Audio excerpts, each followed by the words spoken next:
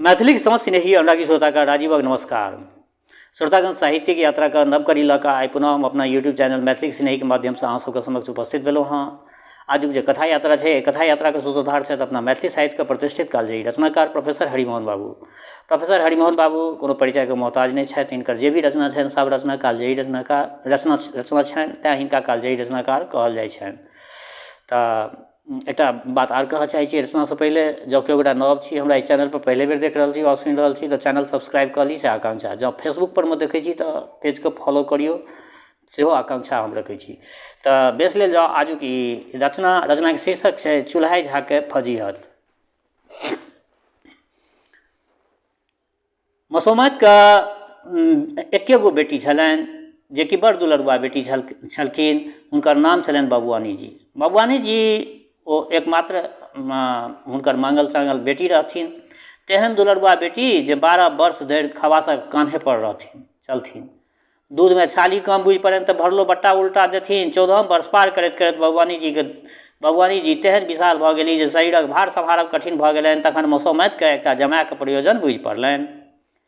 एहन दुलरुआ बेटी के आँखि के ओझल केना हम दितथिन, अतः तेहन जमायके तलाश होमय लागल जे बबुआनी जी के दबाव तर में रहि सकैत। सब दिन दूटा वस्तु चोराबा में कोनो दोख नहीं लगे छै, शालिग्राम आ पंजीबद्ध वर। अतः मसोमात चुल्हाइ झा के चोरबा मंगौलनि। ओ नकटू झा पैंच छलाह। संपत्ति के नाम पर घर में केवल चानन चंद्रोटा छलनि। मुग्धबोध व्याकरण पढ़ै छलाह, किंतु साधनक अभाव में परीक्षा नहीं दऽ सकै छलाह। मसोमात के आज्ञाकारी घर जमाय भेट गेलथिन। 1 मास धरि तऽ जमाय के खूब आदर सत्कार भेलनि। बिखजी में गुलाब जामुनो देल जाए तऽ सोइ कऽ जे कतहु ओझा के कंठ में नहि गड़नि। भोरे आँखि में काजर कऽ देल जाए जे ओझा के नजर गुजरि नहि लागि जाए। पनबट्टा सदिखन संगे रहै छलनि। पैखाना में लोटा के संग पंखो धऽ कऽ केओ जाइ छलनि पंखा हौंकै के लेल। परंतु तदंतर कृष्ण पक्ष के चंद्रमा जकाँ चुल्हाइ झा के सम्मान जे घटऽ लगलनि से घटैत घटैत अमावस्या पर पहुँच गेलनि। आब 6 मासक बादक वृत्तांत सुनू। जे ओझा बादामक हलुआ खा कऽ दूध पीबै छलाह से आब बादामक फुटहा खा कऽ पानि पीबऽ लगलाह। जिनका भोजन करैत काल गीत होइत छलनि, सोजन होइत छलनि, तिनका नदियो करैत काल आब गंजन होमऽ लगलनि। जे पहिने मान्य जन छलाह से शनै शनै केवल जनमात्र रहि गेलाह। चुल्हाइ झा अन्यान्य नौकर चाकर के देखा देखी सासुर के ड्योढ़ी मसोमात के मालकिनी जी आ अपना स्त्री के बबुआनी जी कहै लगलखिन। मालकिनी जी के दरबार में दमाद साहब के दिन दिन तरक्कीए भेल गेलनि। पहिने खेत पथार जाय लगला, तदंतर जौन बनिहार के खाइको अंगपोछा में बांधि कऽ लऽ जाय लगला। अंत में ओझा जी बोझो बांधि कऽ घर पर आनऽ लगलखिन। चुल्हाइ झा के जगह जमीन सबटा भरना पड़ल छलनि। तकरा छोड़ेबाक हेतु बबुआनी जी से कर्ज लऽ कऽ हुनका नामे अपन घर द्वार पर्यंत मकबूल कऽ देलथिन, गिरवी लगा देने रहथिन। अतः मालकिनी जी तऽ निश्चिंत भऽ गेल छलखिन जे जमाय के टीक आब तऽ अपना हाथ में आबि गेल यऽ। रुसि कऽ जतऽ कतऽ कोनो बात चलै तऽ कहथिन जे ई हमरा बेटी के खरीदुआ गुलाम छथि, जेना जे कहबनि से करऽ पड़तनि। कौड़ा खाइ छथिन 1 कर तऽ 5 ककर धरथिन। जँ एकर ताव नहीं सहियार होइन तऽ सबटा सूद मूर जोड़ि कऽ दऽ देथुन, तकर बाद जे मोन होइन से करिए। बेचारे ओझा जी माउरक घोंट पीब कऽ रहि जाइत, भागि कऽ जाइते कतऽ।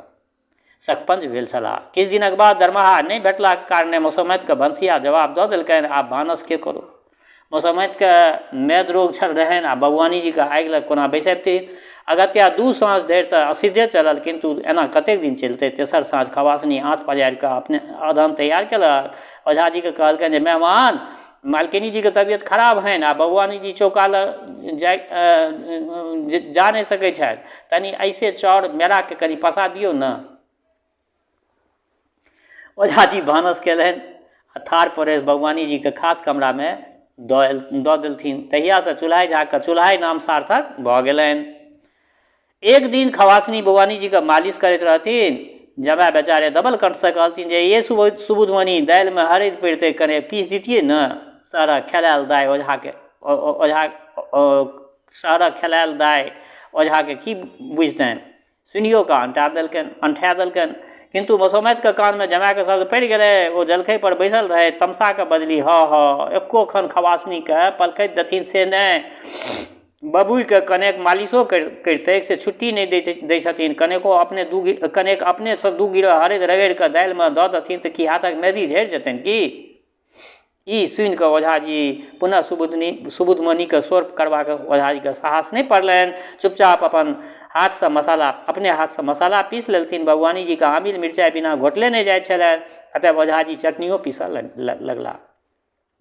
थोड़े कालक बाद सुबुधमुनि ओझा पर तमकैत एलखिन। ऐस के कितना हल्ला करे लगली, भगवानी जी के एगो जांग बाकी रह गेलन, निमन जगती मालिशो न हो सकलन, लाओ कहाँ है मसाला। ओझाजी संकुचित होइत बजला, भात दालि तरकारी आ चटनी सबटा भऽ गेल छै, पुछियौन जे आब एकबट्टी कऽ कऽ नेने अबियनि की। एक दिन साउस बजा के प्रेमपूर्वक कहलथिन जे आइ काल्हि चाउर दालि के केसर कस्तूरी भऽ रहल छै, एना कठिन समयमे बहुत हिसाबसँ खर्च करक चाही। कोनो हिनकर बापक एहिठमा थैली गाड़ल छै जे अंधुन खर्च कऽ रहल छथिन एना। ओहि दिनसँ जे इंतजाम भेल से मोट अन्नक व्यवहार हो, परंतु एके दिनक उपरांत एहि प्रबंधमे संशोधन करब आवश्यक भऽ गेल। कारण जे भगवानी जी जे अकड़ा चाउरक भात सुनि कऽ छोड़ि देलथिन आ माँजी खेसारीके दालि जे खेलखिन से पेट फूलि गेलनि। अतः माँजी पुनः प्रेमपूर्वक जमाके बजा कऽ दोसर दिन कहलथिन जे राति जे बबुईके ई कोन ज्ञाने मोटका भात परसि कऽ देलथिन, ओकर फुलकुमरिवला देह छै, अक्कट मक्कट वस्तु हिनका सबके पचतनि, किएक तऽ ई घसकट्टाके बेटा छथि, मुदा ओ तऽ गोबर पत्नीके बेटी नहि अछि। ओकरा हेतु फुलका छानि देल करथुन आ हमरा जे खेसारीके दालि खुआ देलनि जे रातिमे से रातिसँ हुरहुर गुरगुर पेट कए रहल यऽ। ई हरठिया परठिया छै, जागरो दसरिया खा कऽ पचा लेता, मुदा हमरा सबके तऽ मालभोगो पेटमे गड़ैत अछि। ताहि दिनसँ चूल्हा झाके दू पाक करऽ पड़नि। अपना सब लेल बकोल आ सदर हवेली हेतु बासमती। रातिके दुई माय धी हेतु पूरी तरकारी बना के दऽ आबे पड़नि। दूध दही घृत चीनी भगवानी जी के खास चार्ज में रहै छलनि। ताहू पर बेचारे जमा के चैन नहीं। सुबुधमुनि बात में भीतर जाके हुनकर चुगली लगा देल करै छलनि। एक दिन माँ जी के कहलकै जे ए मलकिनी जी दामाद साहब डेढ़ सेर से कम नहीं खाइ छथि। तहिया से माँ जी अपने हाथे चाउर नापि कऽ देबऽ लगलथिन। एक दिन भगवानी जी के चढ़ा देलकनि जे मेहमान सब रात 3-4 ठो पूरी अपना वास्ते चोरा के धर रखे छथि। तहिया से भगवानी जी सानल आटा के लोहिया गानि के घृत नापि कऽ पठबऽ लगलथिन। एक दिन रोहु माछ बिकायले, भगवानी जी अपने हाथ से खंड काटि कऽ गानि कऽ पठा देलथिन जे हमरा खातिर एतेक तरल रहत, एतेक झोरायल जात आ सीरा के मुरघंट बनत। चूल्हा जा थारी में सब माछ लऽ कऽ बाड़ी में धोबऽ गेला। जा खबासनी इनार से पानि लाबऽ गेलनि ताबत एकटा चिल्हरि ओझाजी के हाथ नोचैत सीरा झपटि कऽ लऽ कऽ भागि गेलनि। भाई और अफसोस के मारे ओझाजी दिन भरि कुसियारक खेत में नुकायल रहला, डर से जे भगवानी जी लग में जायब तऽ जायब कोना। एक राति नित्य जकाँ सबके खुआ पिया कऽ चूल्हा जा बाहर दलान में सुतल रहैत, पानि बरसैत रहैत, ताबत ढ्योरी के भीतर हल्ला भेल जे भगवानी जी के भूत लागि गेलनि। माँ जी दौड़ल बढ़ेली आ जमा के फजहति करैत बजली, हमर बेटी मरैत अछि आ ई कोढ़िभक्ष केने अफरा के सुतल छै, तकै छथि कि जाउत कतौसँ ओझा गुन्नी के बजा लबथुन। बाप रे बाप, हमर धी विदा भऽ रहल छथि। तेहन अभागल के संबंध भेलै जे बेचारी कहियो सुख नहीं देखलक। ई कहि माँ जी घौना पसारि देलखिन। आब ओझाजी के ओहि गुनी ओझा के खोज में चूल्हा विदा भऽ गेला। 1.5 कोस पर जाकर दुसाध भक्ता भेटलनि। ओकरा बहुत हाथ पैर जोड़ि कऽ कोनो तरह राजी केलथिन। भगवानी जी के देखैत देखैत आडम्बर पसारलक, कुश चाही, अक्षत चाही, अड़हुल के फूल मंगाओ, खस्सी के कान मंगाओ, हम होमाद करब तब झाड़बनि।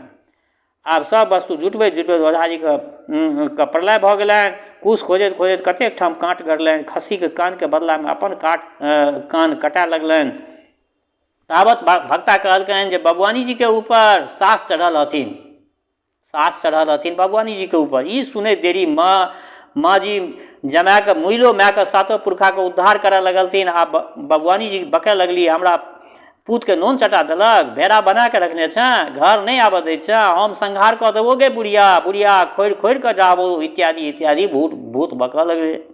माँ जी कनैत बजली, बाप रे बाप, हमरा बेटी के छुच्छी की कऽ देलक से नहीं जानि, शौख ने देखियो, हमरा खोड़ि कऽ डाँती, लोहे धीपा के दागि देबो। खबासनी कहलथिन, माँ जी गारि नहीं दियो, औरो उछन्नर करत, डेला बिगत, ईटा बरसायत, हाड़गोड़ गिरायत। आब माँ जी अपन क्रोध जमा पर उतारऽ लगली। हाय रे हमर कर्म, इएह पंचलक्षण पर बबुई के लेल बतायल छलखिन। जनितहुँ जे हिनकर माय एहन हाँकल डाइन छनि तऽ मुइलो पर हमरा सबके चैन नहीं लेबऽ देत तऽ हिनका हम अपना दरुखा के भीतर टपैये नहीं दितियनि। तावत भक्ता अपन देवता के जगावे लागल। सौंसे देह बेद जकाँ थरथर काँपैत गरज के बाजल, दुआई गौरा पार्वती के, जय काली कामाख्या वाली, जय काली कलकत्ता वाली, जल बान्हो थल बान्हो, बान्हो रहन काया, तीन भुवन पृथ्वी बान्हो, सतगुरु के दाया, दोहाई पितर गौरा महादेव पार्वती। धिक्कार तोरा लुखेश्वरी देवी, तो लोक छाकी भूत छाकी प्रेत छाकी योगनी बाज। भूत बाजल हम कियो छी, ताइसे तोरा की मतलब, जान लऽ कऽ भाग एहिठाम से भगता, नहीं तो मूड़ी चिबा जेबो तोरे, तो तोरा सन भगत के हम जांग तर में खेलबै छियै। भक्ता बाजल चल चल, बड़ा आयल अहाँ खेलाबे वाली, अच्छा हम तोहर दवाई करै छौ। ई कहि कऽ भगवानी जी के नाक लग मरचाई के धुन्नी धुकारी भक्ता देनाइ शुरू कऽ देलकै। मरचाई के दक्ष से भूत के अपन भविष्य सूझऽ लगलै। कनेक सहिम के बाजल, तो हमरा जेल में किया लागल छै, एखन भगाइयो देमे तऽ फेर अबैत हमरा देरी लागत, बहुत दिन दिक करमे तऽ हम एकरा छोड़ि कऽ तोरे पर में चढ़ि जेबो। भक्ता आप भूत के पोलावे लागल, तो की चाहे छै, जे मंगमे से देबो, खस्सी लेमे कि दारू लेमे, कि लोक लेमे। भूत बाजल हम किछो नहीं लेब, हम खाली एकरे लेबै। माँ जी काने लगले। भक्ता बाजल तोहर की बिगाड़लको अछि, ई एकर जान छोड़ि दही, हम तोरा सिंदूर पटोर मंगा दै छियौ। आब प्रश्नोत्तरी प्रारंभ भेल। भक्ता कहलकै तो कतऽ रहै छै।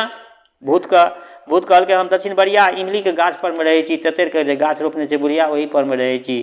माँ जी बजली बाप रे बाप, कलिए एहि तेतर के गाछ के कटा देबाक चाही। भूत उत्तर देलकै बुढ़िया तू बेसी बकबक नहीं कर, नहीं तो सोतले में तोहर हम ठोट दाबि के मारि देबो। बुढ़िया थर थर काँपऽ लागल। भक्ता बाजल अच्छा हम हाथ जोड़ै छियौ, हम तोरा पठा देबो, तो अपन घर जा। भक्ता आब अपन टाटक पसारलक। माँजी के कहलकै एकटा कारी खस्सी मंगावा, एक बोतल दारू, लाल पटोर, मटिया सिंदूर। आप ओझा जी के पुनः 7 गाम दौड़ऽ पड़लनि। सब वस्तु संग्रह करैत करैत आधा राति से दुपहर भऽ गेलनि। एम्हर भक्ता खीरक भोग लगेलक आ 2 मैधी के प्रसाद देलकनि। ताबत चुल्हाई जा भूखे प्यासे रौदे लहालोट होइत पहुँचला। इनका देखते भक्ता बेंत घुमबैत बाजल बोल रे, इतना देर कहाँ लगेला, बोल, ला खस्सी काट, एके 6 में काट। ओझा जी कुंठित होइत सुबुध मुनि के कहलखिन हमरा खस्सी काटऽ तऽ नहीं अबैत अछि, ताहिमे एके 6 में हमरा बुते कोना हेतै, अहीं कहू ये सुबुध मुनि। ई सुनि कऽ साउस गंजन करऽ लगलथिन ओझा के, हिनका कथु के लुरि नहीं छनि, जाउ कोनो पुरुष के बजा लाबथुन। भक्ता भरलो बोतल दारू चढ़ा लाल लाल आँखि कऽ के बाजल अच्छा ला तरुआरि, हम अपने से काटब। भक्ता खस्सी काटि कऽ मुंड अपना हाथ में लेलक, धर जमा के देखा के कहलकै ई नेने चल हमरा ब्रह्म स्थान पर। बेचारे चुल्हाई जा खस्सी के उठा के भक्ता के घर पर नेने गेलथिन। तखन ओ कहलकनि जे जो आप पूजा खातिर पटोर सिंदूर आ 5 रुपैया नेने आ। जमा बेचारे दौड़ल गेला, सब चीज लऽ कऽ पुनः हाजिर भेला। तखन भक्ता थोड़े काँच मांस दऽ कऽ कहलकनि ई जो ई प्रसाद खुआ दही ग आ बबुआनी ग, ई जड़ी बान्हि कऽ भभूत लगा दियनि, भूत भागि जेतौ। चुल्हाई जा दौड़ा दौड़ी यंत्र मंत्र आ प्रसाद नेने ड्योढ़ी पर पहुँचला। माँ जी आ सुबुध मुनि मोहन भोग बना के भगवानी जी के चटबै छलखिन। अतः बेचारे चुल्हाई झा स्वयं आगि काठी पजारि कऽ मांस बनाबल गेला। ई सब करैत धरैत साँझ भऽ गेलनि। तखन एक बट्टा मांस लऽ कऽ आदर्श गृहिणी के सेवा में उपस्थित भऽ गेला।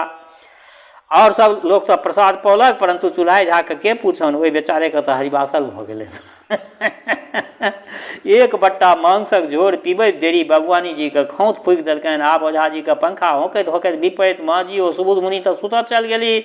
बेचारे ओझा जी सिरम में ठाढ़ भऽ कऽ पंखा डोलबैत रहला। भगवानी जी के पलंग पर बैसबाक तऽ साहसे नहीं कऽ सकैत छलाह। ठाढ़ भेल पैर भरिया गेलनि ताहू पर, जहाँ कनेको हाथ मंद पड़े कि भगवानी जी कचमच करऽ लगथिन। रात्रि शेष भेला पर भगवानी जी के भूत उतरि गेलनि। तखन ओ स्वामी पर दृष्टि पड़ैत चीख कऽ उठली आ अपन उघार पघार देह कऽ झपैत बजली अहाँ हमरा कमरा में ककरा हुकुम से एलहुँ, एना चुपचाप चोर जकाँ किया ठाढ़ छी, हम माँ जी के जगबियनि। चुल्हाई झा के पत्नी के एकांत शयनागार में एना जयबाक ई प्रथमे अवसर छलनि। भाई से थर थर कपैत बजला हम अपना मन से नहीं एलहुँ हँ, माँ जी पंखा होके हमरा कहलखिन तेँ हम एतऽ छी। भगवानी जी रोसा के पूछलथिन अहाँ हमर उघार देह किया देखलहुँ। चुल्हाई झा अपराधी जकाँ भयभीत भऽ बजला हम तऽ नीचाँ दिस ताकि कऽ पंखा होकै छलहुँ, अहाँ दिस नहि ताकै छलहुँ। भगवान जी तमकि कऽ पूछलथिन, अहाँ हमरासँ की चाहै छी? चुल्हाइ झा देखलनि जे आइ भाग्य देवता प्रसन्न भऽ वरदान दऽ रहल छथि, एहन मौका फेर नहि भेटत। अतएव अपने अपन चिर संचित अभिलाषा प्रकट करैत बजला, जँ सरकार हमरा सेवासँ प्रसन्न छी तऽ 1.5% सैकड़ा जे सूद चलि रहल अछि से आधा माफ कए कऽ 12 आना कऽ देल जाय, आ हम जे किछु आर हम किछु नहि चाहै छी, आधा माफ भऽ गेने हमर उद्धार भऽ जायत। ई कहि चुल्हाइ झा जनौ जोड़ि कऽ ठाढ़ भऽ गेला। ताबत सुइत शब्द कानमे पड़ैत माँजीके नींद टूटि गेलनि। ओ बिहारि उठबैत बजला, ओझा की बजला? कने फेरसँ बाजौत। निर्लज ढकरैत आदगुड़ मांगैत, हिनके सुलक्षणी मायके चलते आइ हमरा 25 टका दण्ड लागि गेल, और ई ऊपरसँ घाव पर नोनक बुकनी छीटै छथि। बड़ बापक बेटा बनि कऽ रुपैआ सधाबऽ अयला अछि। बेस, जँ एहने छनि तऽ पहिने बबुईके सभटा सूद मूर जोड़ि कऽ बेबाक कऽ देथुन। ई सुनैत चुल्हाइ झाके बोलती बन्द भऽ गेलनि बेचारेके। ताहि दिनसँ ओ पुनः कहियो सूद घटेबाक चर्चा नहीं करथिन। माँजी अपना बेटीके सख्त ताकीद कऽ देलथिन जे देख, तोरा असगरमे पौतौ तऽ सूद माफ करबाक तंग करतौ, तैँ तू छिटकले रहल कर। माता के आज्ञा अनुसार सुपुत्री जखन स्वामीके देखैत कि गर्द करथिन, माँजी कहाँ छी? दैव योगसँ भगवानी जीके गर्व रहि गेलनि। दैव योगसँ भगवानी जीके गर्व रहि गेलनि। ई सुसंवाद पाबिते माँजी एक चंगेरा लड्डू पिपरा गाछ तरमे चढ़ा ली। नित्य सोहर होमऽ लागल। एक मास पूर्व बकरी कीनल गेल जे सब दिनके चुल्हाइ झाके चराबऽ पड़ै छलनि बकरी। जेना जेना दिन लगिचायल जाय तेना तेना ओझाजीके खर खूर जुगबैत प्रलय भेल जाइ छलनि। पूर्ण समय भेला पर बबुआनी जी के प्रसव वेदना उठलनि। ओझाजी चमैनी के घर पर दौड़ावल गेला। आधा राति के बबुआनी जी के प्रसव के भेलनि। माँजी दम सधने छली। चमैन के पुछलखिन जे गै चमनिया, बेटा की बेटी? चमैन कहलथिन जे बेटी। आब आंगनमे कुहराम मचि गेल। सबटा छाड़ भाड़ जमा के ऊपर पड़लनि। माँजी हुनका 10,000 पजैत केलखिन। ग्लानिक मारे चुल्हाइ झा 2 दिन धरि किछु नहि खेलनि। संजोग बस बेटीके रंग भेलनि श्याम वर्ण।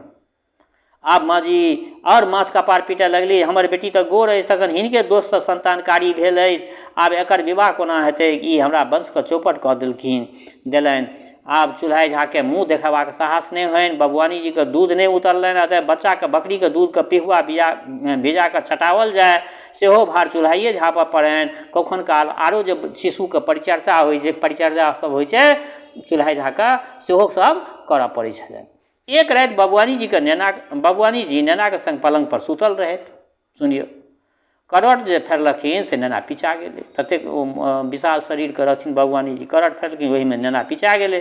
बबुआनी जी करेज पर हाथ देलथिन तऽ धक करेज उड़ि गेलनि। नाक पर हाथ देलथिन तऽ सांस नदारल बच्चाके। ओ चुपचाप नेनाके चादर ओढ़ा बाहर दलानमे जा सुतल स्वामीके हाथ धऽ कऽ उठेलनि। चुल्हाइ झा आँखि खोललखिन तऽ आँखि परमे विश्वासे नहि भेलनि। बुझि पड़लनि जे स्वप्न थिक, तेँ पुनः मुँह झाँपि कऽ सुति रहला। बबुआनी जी कहलथिन जे उठू, हमही छी, अहाँसँ काज अछि। चुल्हाइ झा हड़बड़ा कऽ उठला आ स्वामिनीके पाछा चलला। बबुआनी जी अपना कोठरीमे आबि कहलथिन, हमरा पेटमे दर्द भऽ रहल यऽ, दाइसँ ससरबाबे जाइ छी, ताबत अहाँ बच्चाके देखैत रहियौ। भोर भेला पर गर्द पड़ि गेल जे ओझाजी बच्चाके रखने छलथिन से नहि जानि किदैन भऽ गेलै। आब सब केओ दूरछी करऽ लगलै। ओझाजीके माथ पर कलंकक टीका लागि गेलनि, किन्तु करौत की? बेचारे अपना पर हत्या नेने कान पर सब उठा श्मशान गेला। सब कहलकै जे ओझेजी चुल्हाइए झा एहि बच्चाके मारि देलकै। चुल्हाइ झा श्मशानसँ फिर कऽ अयला तऽ बबुआनी जीके पुनः भूत लागि गेलनि। ओ बकऽ लागल, हमर पहिलोट पोथीके खा गेल, आब हम ककरो बाँचऽ नहि देबै, नहि तऽ हमरा एहिठामसँ लऽ चलऽ। पुनः दुसाध भक्ता आयल, झाड़ फूक केलक, देवता खेलाल, खस्सी खेलक, अपना घर गेल आ कहलखिन जे भगवानी जीके तीरथ घुमा दियौ। आब तीर्थाटनके विचार भेल। घरक ओगरवाही सुबुधमुनि पर छोड़ि माय रातो राति गाड़ी हाँकि विदा भऽ गेला। चुल्हाइ झा पाछा लालटेन लऽ चललथिन। स्टेशन पहुँचला। उत्तर वैद्यनाथ धामक 3टा टिकट कटावल गेल। दुहू माय सेकेंड क्लासमे बैसली। ओझाजी मोटी चोटी लऽ कऽ नौकरवला डिब्बामे ठाढ़ रहला। गाम पहुँचला। उत्तर शिवगंगाके धर्मशालामे डेरा पड़ल। माँजी जमाके कहलथिन, गर्मीसँ हमर मिजाज घुमैत अछि, पहिले हमरा सबके स्नान करा दे, तखन भानस भातके ओरियान करैत रहिए। ई कहि ओ दूटा फर्स्ट क्लास साड़ी बाहर कऽ जमाके हाथमे देलथिन। पुनः बेटीके कहलथिन जे अपन सबटा गहना पहिर ले, कोन दिन रहतौ। अतः बबुआनी जी खोरसो श्रृंगार बत्तीसो आवरणसँ युक्त भऽ चश्मा लगा मायके संग विदा भऽ गेली। माँ जी एक पीताम्बरी पहिर, रेशमी रामनामा ओढ़ि, कान में सोन लटका, हाथ में पितरिया फुलडाली नेने भक्तिनी माय जकाँ स्नान करऽ चलि देली शिवगंगा। चूल्हा जा दुनू मैधिक साड़ी तोलिया साबुन कंघी अपन पटलाई धोती नेने पाछा पाछा विदा भेला। दुनू मैधी 1 घंटा धरि शिवगंगे में स्नान केलथिन। दर्शक सब हिनक शोभा देख चकित भऽ गेल। गुलाब ओ केवड़ाक खुशबूसँ घाट महमह करऽ लगलै। माँ जी आ बबुआनी जी सीढ़ी पर नुआ फेर ऊपर भेली। चूल्हा जा दुनू साड़ी अखाड़ि पानि गाड़ि कान पर धयलनि। अकस्मात माँजी घोड़ा गाड़ीसँ अपन बहिन धीरके उतरैत देख कऽ ठमकि गेली। पूछलथिन, रानी दाइ तू कतऽसँ? रानी दाइ अपना कन्याके कहलथिन जे भवानी अपना मौसीके प्रणाम कर। पुनः बहिन दिस ताकि बजली, दीदी तोरा आशीर्वादसँ तऽ बहुत नीक ठाम गेल रानी। जमाय बड़ सुपात्र, बाप नामी वकील छथिन, 1000-2000 मासमे कमाइ छथिन, सासु बड्ड मानै छै। जमाय बाबू एखन वकालत पढ़ै छथि, छुट्टी छनि, तेँ हमरा सबके कतेक ठाम घुमबैत फिरबैत धाम पर लऽ आयल छथि, वएह गाड़ीमे बैसल छथि। ई सुनि माँ जीके सर्वांगमे बिच्छू डंक मारि देलकनि। रानी दाइ बबुआनी जीके ठाठ बाट देख कहलथिन, वाह आब तऽ ई खूब लगैत अछि। नेनामे खियौटी रहै, आब तऽ बेस मौकना बिलाड़ि जकाँ बनि गेल हँ। की गै मौसीके चिन्हबो नहि करै छँ? कतेक दिन पर एकरा देखलिए कहै, 10 वर्षसँ कम नहि भेल हैत। एकरा विवाहोमे हमरा खबरि नहि केलक। बड़ तऽ खूब धनिक हेथिन, बड़का रईस, तेँ ने बबुईके एहन साजबाज देखै छियनि। जमाय कतऽ छथुन? हुनका देखऽके लेल मोन लागल अछि। संगमे आरो पुरुष पात छौ की? ओहिना आबैत गेला हँ। ई ब्राह्मण देवता के छथि? माँ जी चट जमाय दिस आँखि मारि कऽ कहलथिन, ई भनसिया थिका, या संगमे आयल छथि। पुनः बजली, हाँ बबुईके बड़ अपना स्टेटक काज देखै छथिन। हुनकर स्टेट बड़ पैघ बबुईके बड़के, 40-50 हजारक आमदनी छनि, दरबज्जा पर हाथी छनि, मोटर छनि, नौकर चाकर कोनो कमी नहि। एकरा प्राणसँ बेसी मानै छथिन। तेसरा दिन पर आदमी छूटै छै, तैयो ओहन राशि ठाठमे के छोड़ि कऽ अवगली छौरीके हमरे संग दुख काटैमे मोन लगै छै। की गई आब एहू बेर जेबही कि फेर आदमी फिरता कऽ देबही? रानी दाइ कहलथिन, वाह भगवान एकरे सन भाग्य सबके करथुन। पुनः बहिनके कहलथिन, दीदी तोँ डेरा कतऽ नेने छँ? धर्मशालामे किएक रहबऽ? चलऽ जे 2-4 दिना रहैके छौ, संगेमे एके संगे सबगोटा रहब। ई कहि ब्राह्मण देवताके कहलथिन जे जा ऊपरसँ सबटा सामान उठा कऽ लऽ आबऽ आ गाड़ी पर लाद। सब गोटे घोड़ा गाड़ीमे बैसली। नवीन जमाय सबके प्रणाम केलथिन। चूल्हा झाके जखन पेटी बिस्तर सब गाड़ी पर लादल भऽ गेलनि तहन जमाय बाबू कहलथिन, बाबाजी तू जा ऊपरमे कोचवानके संगे बैस जाइए, देखिए कोनो चीज खसो नहि। नीचाँ गाड़ीमे बहिन पार गुलछर्रा उड़बैत चलली। चूल्हा जा सभक भीजल साड़ी लदने कोचवानक बगलमे बैस गेला। एक नीक बंगलाके सामने आबि कऽ गाड़ी रुकलै। बबुआनी जी प्रभृतिके तऽ जमाय बाबू आदरपूर्वक गाड़ीसँ उतारि भीतर लऽ गेलथिन। चूल्हा जा पेटी माथ पर लादि कऽ डेरामे लऽ चलला। रानी दाइ माँजी कहलथिन, दीदी एतऽ डेरामे भनसिया नहि छै, ताबत तोरे भनसियासँ काज चलतै, एकर नाम की छै? माँजी कहलथिन, नाम तऽ भने किदन छै, हमरा लोकनि बाबाजी कहै छियै। आब माँजीके पेटमे हर बहऽ लगलनि जे कतहु असली भेद नहि खुलि जाय।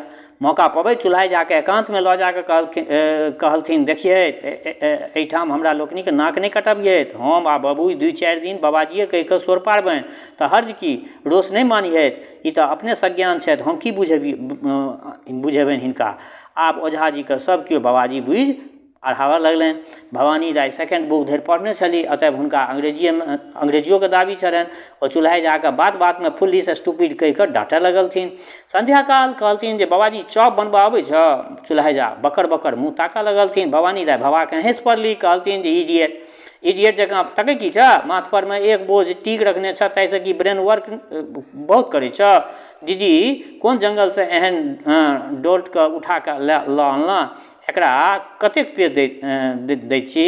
चूल्हा जा कटि कऽ रहि गेला। भवानी दाइ पुछलथिन, की चाइयो बनाबऽ आबै छौ कि नहि? जा पानि गरम कऽ कऽ नेने आबऽ, आ एहिठाम मिल्क शुगर टी यानी दूध चीनी चाय सब आनि कऽ धरऽ। हम सिखा दै छियौ, हमरा चार्जमे 3 दिन रहिकऽ ट्रेनिंग लऽ लेबऽ तऽ आदमी बना देबौ हम। ई कहि कऽ भवानी दाइ मुस्कुरा उठली। भगवानी जी संग दैत कहलथिन तो एके दिनमे कछ भऽ गेली। मने मने कहलखिन भगवानी जी हमरा तऽ दिन राति एही जानवरसँ काज लेबऽ पड़ैत अछि। भवानी दाइ पुछलखिन जे हिनकर बियाहो भेल छनि कि कुमारे छथि? एहन बेलूरिके के पुछतनि की गे दीदी? बबुआनी जी कटि कऽ रहि गेली। चूल्हा झाके ठाढ़ देख कऽ आँखि कड़ा करैत कहलथिन बाबाजी तू अपना ड्यूटी पर जा, एहिठाम ठाढ़ भऽ कऽ हमरा सभक गप किया सुनै छ? चूल्हा झा ओहिठामसँ किछु हटि कऽ औंटक सुरसार करऽ लगला। पानि औंटेके, पानि गरम करैके सुरसार करऽ लगला। भवानी दाइ पुछलथिन जे की गे दीदी अपना हस्बैंडके हाल तऽ कहबे नहि केलऽ तू, केहन मानै छथुन, खूब लव करै छथुन कि नहि? हमरा तऽ तेहन ओबीडियंट भेटल छै जे मजाल कोनो बात अपना मनसँ ओ कऽ लेता। जे हमर ऑर्डर हेतै सएह करऽ पड़तनि। एहिठामसँ कलकत्ता जेबाक प्रोग्राम अछि, ओतऽ 1 हफ्ता धरि खूब सिनेमा थिएटर देखब, ट्राममे सैर करब, फैंसी चीज सब खरीदब। की दीदी तुहूँ चलबऽ? बबुआनी जीके छाती पर आरा चलऽ लगलै। प्रकाश तऽ बजली चलबा लेल तऽ कोनो हर्ज नहि गई, लेकिन हमरा तऽ दिन मनायल अछि। कए बेर मोटर फिर कऽ गेल अछि, एहिबेर जैतै फेर मोटर पहुँचतै। और कलकत्ता गेनाइ कोन भारी बात छै? ओतऽ तऽ एकटा खास मकाने खरीद होबऽके लेल छै। तखन तऽ सालमे 6 मास ओहीठाम कलकत्तेमे हमसभ रहबै। तावत नवीन जमाय पहुँच गेलथिन। भवानी दाइ चमकि कऽ बबुआनी जीके कहलथिन दीदी ओ आबि गेलथिन आ आइसँ हुनकर सब भार तोरे ऊपर, जा देखून ग।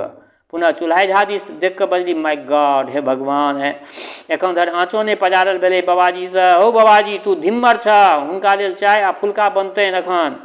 भगवानी जी बहिनोके स्वागतमे गेली। भवानी दाइ बाबाजीके पीठ पर सवार भए आइस ताइस झाड़ैत काज कराबऽ लगली। ता घरमे जमाय बाबूके फरमाइश पर मल्हार उठि गेल। एम्हर चूल्हा झाके धुआँसँ नाक फटऽ लगलनि। 1 घंटाके बाद बबुआनी जी तमतम करैत बनोइके घरसँ बढ़ेली। एखन धरि जलखै तैयार नहि भेलनि? ओ लटुआएल पड़ल छथि, की दियौन ग? भवानी दाइ बजली होपलेस। हमर कुक एहन स्लो यदि रहिता तऽ बिना फाइन केने ओकरा नहि छोड़ितियै, कान पकड़ि कऽ उठक बैठक लगाबितियै।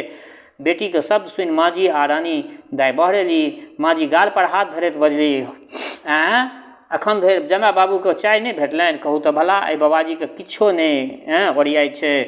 थोड़े हलुओ बना कऽ दऽ आयल रहितनि। रानी दाइ बेटीके कहलथिन गे बच्चा हमरा साजीमे थोड़े मधुर हेतै, से बाहर कऽ कऽ बौआ दाइके दही, ताबत दऽ हेतै। बबुआनी जी तस्तरीमे पेड़ा बर्फी लऽ कऽ जमाय बाबूके सेवामे गेली। रानी दाइ बाबाजीके कहलथिन तो पानो लगेबऽ से हेतौ कि नहि हेतौ? तोरा बुते पानो लगेनाइ पार लगतौ कि नहि? चूल्हा झा धुआँके कारण हुनकर चूल्हा झाके आँखि भरल छलनि। ओ आँखि पोछासँ आँखि पोछलनि आ उठि कऽ पान लगाबऽ गेला। पान लगा कऽ जहिना देबऽके हेतु विदा भेला कि रानी दाइ जटलथिन बाबाजी तू केहन भारी भुच्चर छहो? ओहि घरमे 4 बहिनो आ तू धरफड़ायल चलि जाइत छ। पहिने खखसि लए तखन भीतर जइहऽ। चूल्हा झा खसबाक लाख चेष्टा केलनि, परंतु मुँहसँ एको रत्ती शब्द नहि बाहर भेलनि। तखन माँजी जोरसँ सुना कऽ कहलथिन गे बौआ बाबाजी पान लऽ कऽ जाइ छौ। चूल्हा झा पनबट्टी लऽ कऽ भीतर गेला आ जमाय बाबू अपना कल्लामे पान भरि लेलनि, किंतु रस चबहैत देरी जमाय बाबू थू करैत थुकरऽ लगला। बाबाजीके गारि फजहैत दैत कहलथिन रास्कल कहीं का, 1 मुट्ठी चूना दे दिया, you deserve to be beaten, मार खाने लायक हो, क्या काम किया है इडियट। जीभ कटेलाके कारण जमाय बाबू सी करऽ लगला। बबुआनी जी अपना आँचरसँ हुनकर मुँह पोछऽ लगलथिन। रानी दाइ भवानी दाइ माँजी सब दौड़ल दुरुखामे एली आ बाबाजीके 7 पुरखाके उद्धार करऽ लगलथिन। रानी दाइ झट दऽ 1 बोतल मौध भीतर पठा देलथिन। बबुआनी जी आँगुरमे मौध लऽ कऽ जमाय बाबूके चटबऽ लगलथिन। चूल्हा झा किंकर्तव्य विमूढ़ भेल ठाढ़ रहला। चारू कातसँ हुनका पर धिक्कारक वर्षा होमऽ लगलनि। माँजी कहऽ लगलथिन जे जंगली आदमी कहियो नीक लोकक बीचमे रहै तखन ने जे नीक लोकके कायदा बुझतै। रानी दाइ कहलथिन जे आब जमाय बाबू रातिमे खेता केना, जीव छनछनाइत हेतनि। भवानी दाइ बजली एहन कुकके तऽ लगले डिसमिस कऽ देबाक चाही। बबुआनी जी चुल्हा झा पर सान झाड़ैत कहलखिन, गधा आदमी, आब तोरा जगह पर हम दोसर आदमी राखि लेब, तोरासँ हमरा काज नहीं चलत। एतबा दिन सहैत सहैत चुल्हा झाके आत्मसम्मान रूपी अग्नि मिझाके राख भऽ गेल छलनि। ताहि छाउरमे से एकाएक चिनगारी प्रकट भऽ गेलै। ओ बजला, बेस तखन हम चल जाइत छी। माँजी आ बबुआनी जी विस्मय आ क्रोधसँ क्षुब्ध रहि गेली। चुल्हा झाके बात सुनिकऽ चुल्हा झाके ई धृष्टता। माँजी गरज के बजली, हैं बाबाजी, तोहर एत गोट दर्प जे एहन मन जखन जे मनमे एतौ तखने विदा भऽ जेबै एतऽसँ। आ कर्ज जे एहि लोकक धारने छहक से अदा के करतै? तोहर बाप, मुल्हा बाप। बबुआनी जी मायके पक्ष लैत बजली, जँ असल बापक बेटा हो तऽ एखने बेमा कऽ दिअ, आ नहि तऽ टीक पकड़ि कऽ वसूल कऽ लेबै। पत्नीके मुँहसँ एहन चैलेंज सुनि चुल्हा झाके ब्रह्म तेज ददैक उठलनि। एकाएक बबुआनी जीके भरि पाँच घसिया कऽ पकड़ि कऽ घसिया कऽ धऽ लेलखिन। एहन कल्पनातीत दृश्य देख कऽ सब लोग अवाक रहि गेल। बबुआनी जी पित्ते चुल्हा झाके देह नोचऽ लगलथिन। अपमानक ज्वालासँ हुनकर छाती जोर जोरसँ उदकऽ लगलनि, किन्तु तथापि चुल्हा झा हुनका नहि छोड़लकनि। माँजी चिचियेली, बाप रे बाप, बाबाजी सनकि गेल, हमरा बेटीके पिछने अछि। भवानी राय चिचिया उठली, रेप रेप रेप, बलात्कार कर दिया। हल्ला सुनिकऽ चारू कातसँ लोक जमा भऽ गेल। चुल्हा झा पर तत्त मारि पड़ल जे ओ बेदम भऽ के बबुआनी जी के नन्हे देने मुँहे भरे खसि पड़ला। बबुआनी जी तौरसँ किकिया लगली आ ओझाजी के पीठ पर लाठी बजरऽ लागल। जखन चुल्हा झा बेहोश भऽ गेला तखन बबुआनी जी तौरसँ कोनो तरहे खींच कऽ बाहर बबुआनी जी के कयल गेलनि। हुनक जे आँगी छलनि से चिड़ी चिड़ी भऽ गेल छलनि। छाती परहक चेन टूटि कऽ दाना छिड़िया गेल छलै। बेटीके एहन बेइज्जती देख कऽ माँजी क्रोधसँ बताइ भऽ गेली। तावत नवीन जमाय पुलिसक आदमी नेने ओहिठमा पहुँच गेलखिन। नवका जो हुनकर बहिनके जे जमाय रहनि ओ पुलिसके आदमी नेने ओतऽ पहुँच गेलखिन। ओ चुल्हा झाके पकड़ि कऽ थाना लऽ जा लगलनि। तखन चुल्हा झा सभक आगाँमे असली रहस्य प्रकट केलखिन। बबुआनी जीके भंडा फूटि गेलनि। भेद खुजते माँ जी के चौन आबि गेलनि। बबुआनी जी के भूत लागि गेलनि। रानी भवानी माँ जी के उपचार में लगली। नवीन जमाय बबुआनी जी के माथ पर गंगाजल के फुहारा देवऽ लगलथिन। एम्हर चुल्हा झा अपन मुग्ध बोध व्याकरण समेत अपना घरक बाट धलथिन। ड्योढ़ी पहुँचला उतर माँ जी कईएक बेर चुल्हा झा के बजेबाक हेतु आदमी पठौलथिन, परंतु चुल्हा झा पुनः ओहि मृग मरीचिका में नहीं फंसला। बबुआनी जी खिसिया के हुनका पर नालिश दायर केने छथिन आ माँ जी अपना सुपुत्री के प्रोत्साहन दैत छथि जे ओहि बाभन के डी डाबर पर्यंत नीलाम नहीं करवा देलिए तो तू असल बापक बेटी नहीं। एम्हर चुल्हा झा सियालग्राम छोड़ि शालिग्रामक पूजा करैत छथि आ विपथगाक स्थान पर त्रिपथगाक सेवा में चित्त लगौने छथि। चुल्हा झा आब बिन पढ़ने हुनका मुग्ध बोध भऽ गेल छलनि। चुल्हा झाके कियाक तऽ दुर्गा पाठ करैत काल ओ नित्य जाप करैत छलथि, बिरजंग देहि बलंग देहि पौरुषं स्वावलंबनम न देहि स्वसुराग्रारे स्त्री मुखापेक्षी जीवनम। तऽ बेस श्रोतागण, हिनकर ई एकटा रचना प्रणव देवतासँ लेल गेल अछि। 1945 में छपल छलै प्रणव देवतामे। ई अहाँ सबके समक्ष हम आइ रखलहुँ हँ। केहन लागल ई रचना अपना प्रतिक्रियासँ अवगत करायब। दोसर बात, हमर श्रोता चाहे गाँवमे रहै छी वा प्रदेशमे, देशमे रहै छी वा विदेशमे, जतऽ कतौ रहै छी, स्वस्थ रहू, निरोग रहू, अपना आचरणके पवित्र बनेने राखू। माता जनक नंदिनी जगदम्बा माँ वैदेहीके कृपा सदिखन अहाँ सब पर बरसैत रहै। शुभकामनाक संग जय मिथिला, जय मैथिली।